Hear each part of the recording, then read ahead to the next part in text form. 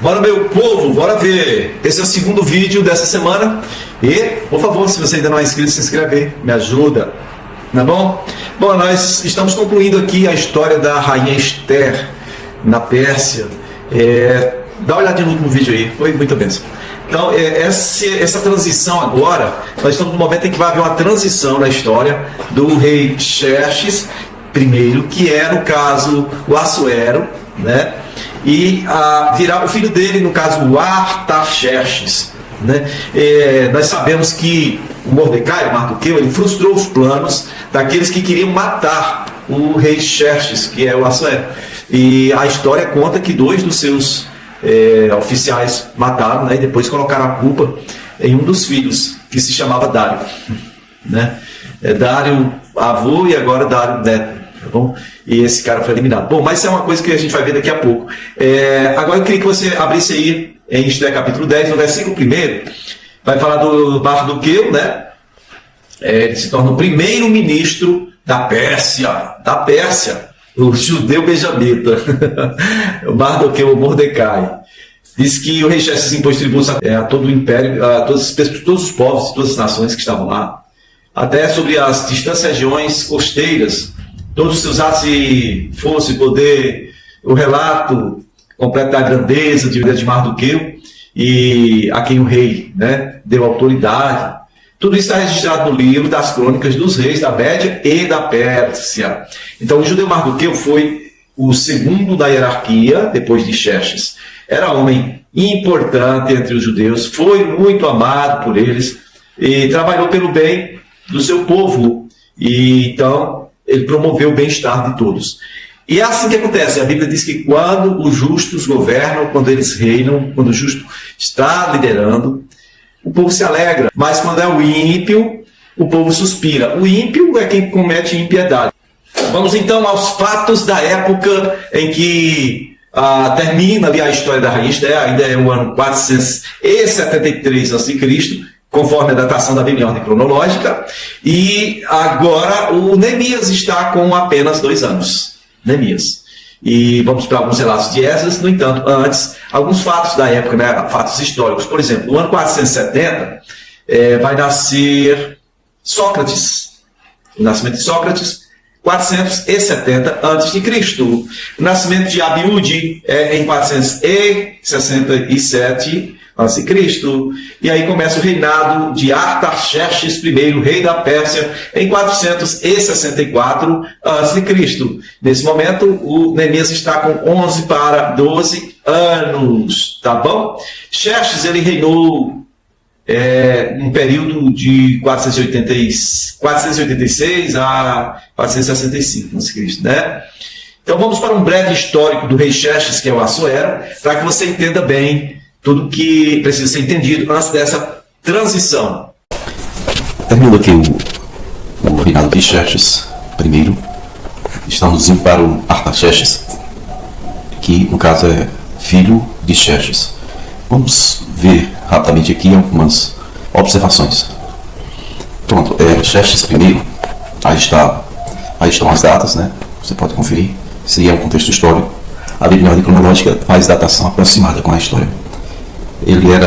Diz aí que ele era filho de Dário I, neto de Estáspes, né? Família paterna. Bem, Ciro o Grande, ele tinha uma filha.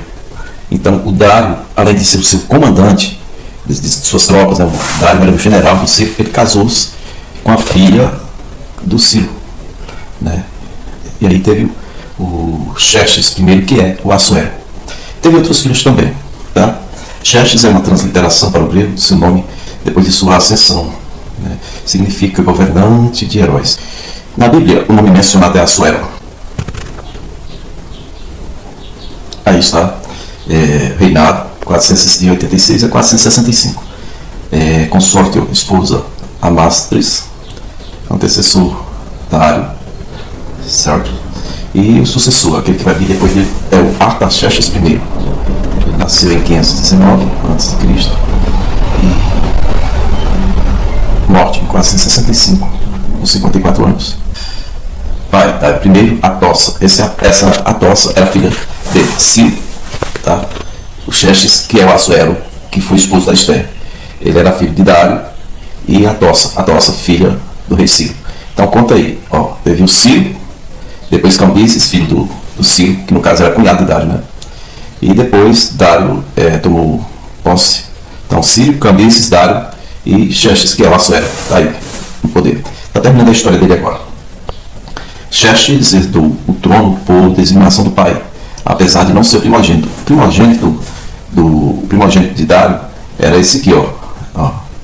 O nome dele, Ariamenes. Ele era filho de Dário com a outra mulher. Mas como o Xerxes era filho de Dário com a filha do Ciro, então o Dário definiu, disse que quem ia ser o sucessor dele, no caso, era o Xerxes, que era o Assuero. Xerxes mandou construir um canal que atravessava a península de Atos e que facilitou a passagem da sua frota. Lembrando que a frota marítima do Império Persa, a maior parte era composta por aquele povo ali de Tiro e Sidom.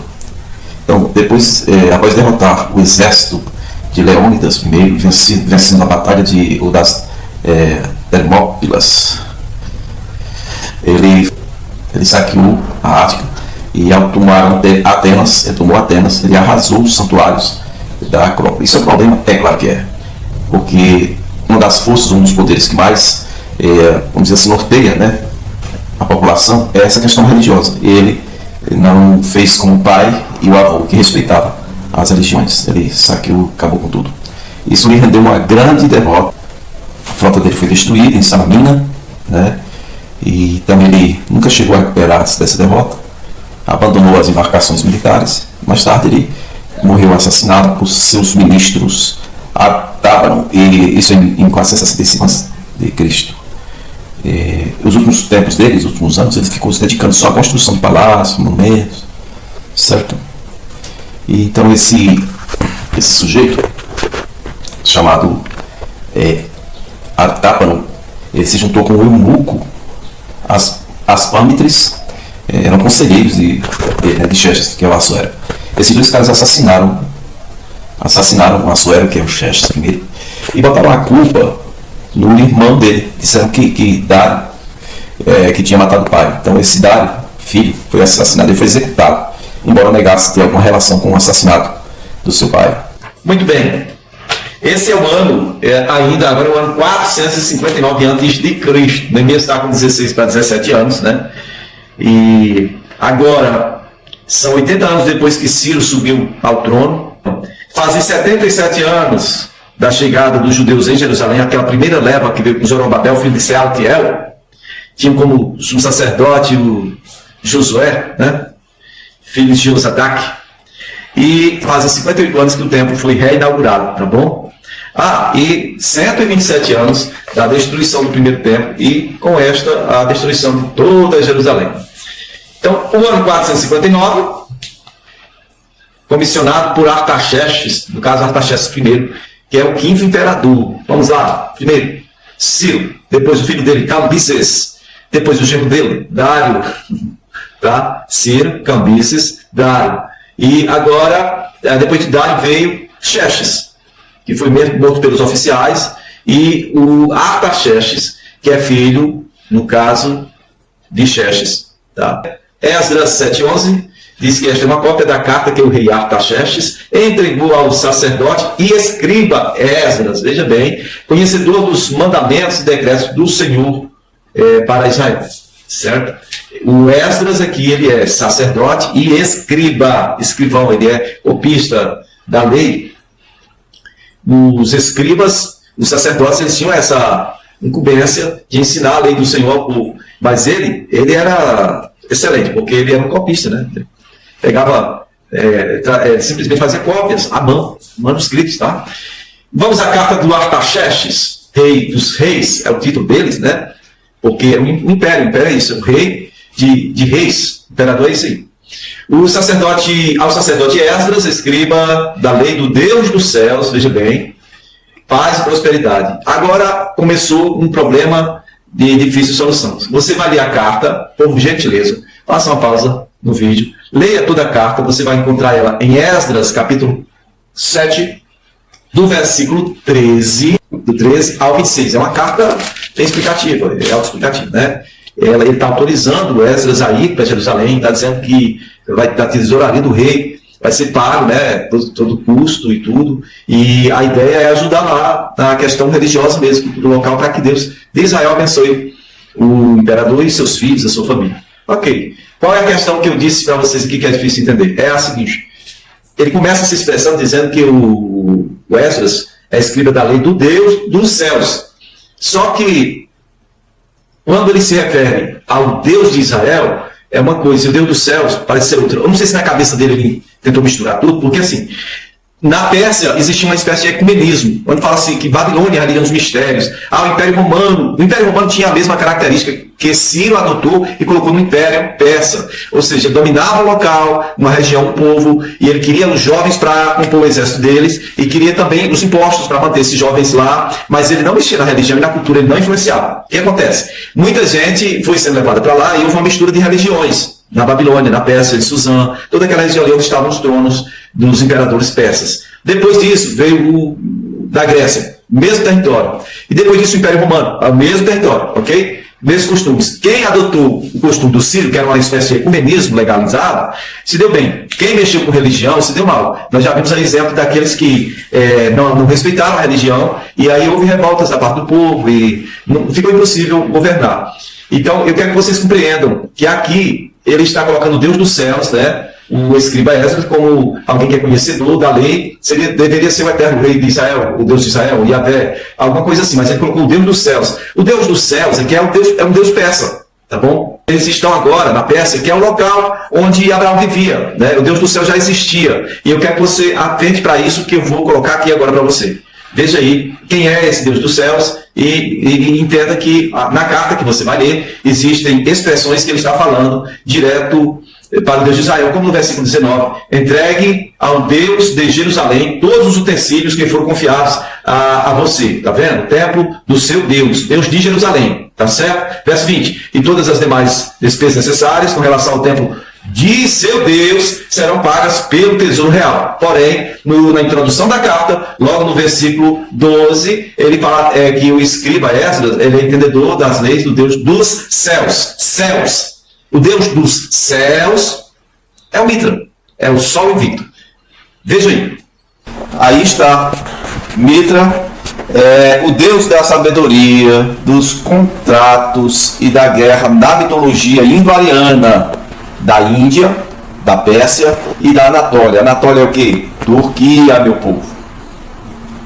Aí, essa figura aí. Esse boi aí é o boi do sacrifício. A figura que é representativa dele, sendo que é uma divindade que às vezes aparece como uma feminina, né? E originalmente a imagem que aparece na Índia é outra. É essa daí, ó. Deus persa da sabedoria, do sol e da guerra. Eu estou querendo que você compreenda que quando, por exemplo, o Artaxerxes escreve, ele se expressa falando sobre o Deus dos céus, ele sempre faz referência a dois deuses, Deus dos céus e o Deus dos hebreus, ou dos israelitas. O transporte dele é uma carruagem, o símbolo é um touro. Então veja bem, o Deus dos céus que é mencionado aí, não tem nada a ver com o nosso Deus não. O Deus dos céus aí, no caso, é Mitra, mais antigo do que quem possa entender. O cristianismo não existia nessa época aqui, tá, gente? Ó, na mitologia persa, representava a luz. Aí, como é que a gente vê a mistura? Luz, sol. Jesus falou que ele era a luz do mundo. E ele representa na mitologia persa também o bem. Jesus representa o bem. O diabo representa o mal. A religião persa era dualista, ou seja, o bem contra o mal. É a única religião mais antiga que tinha esse modelo, certo? E ele também representava o mundo espiritual distinto da matéria. Pronto, Jesus falou que o reino dele era espiritual. Esse Mitra era filho do deus persa do bem, Ahura Mazda, tá? Ele é identificado como o sol, viajando todos os dias pelo céu com sua carruagem para espantar as forças das trevas, tá bom? As trevas representam o mal.